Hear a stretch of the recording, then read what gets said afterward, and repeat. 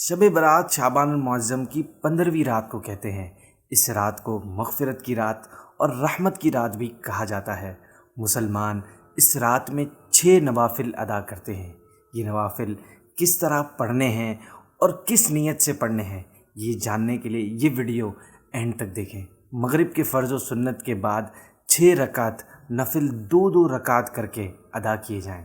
پہلی 2 رکعتوں سے پہلے یہ نیت کیجیے، یا اللہ پاک ان 2 رکعتوں کی برکت سے مجھے درازی عمر بالخیر عطا فرما۔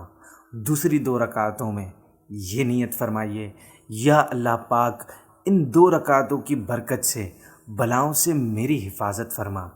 تیسری 2 رکعتوں کے لیے یہ نیت کیجیے، یا اللہ پاک ان 2 رکعتوں کی برکت سے مجھے اپنے سوا کسی کا محتاج نہ کر۔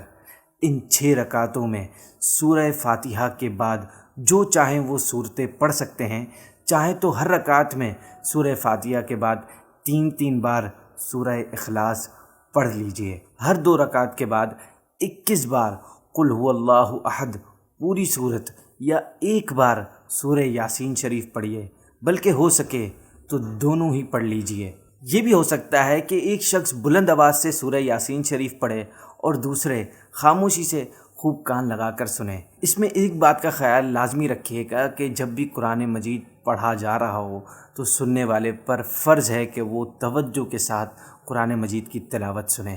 انشاءاللہ عز و جل رات شروع ہوتے ہی ثواب کا انبار لگ جائے گا۔ ہر 2 رکعتوں کے بعد 1 بار سورہ یاسین شریف یا 21 بار سورہ اخلاص کے بعد دعائے نصف شعبان بھی پڑھیں گے تو مزید برکتیں حاصل ہوں گی انشاءاللہ عز و جل۔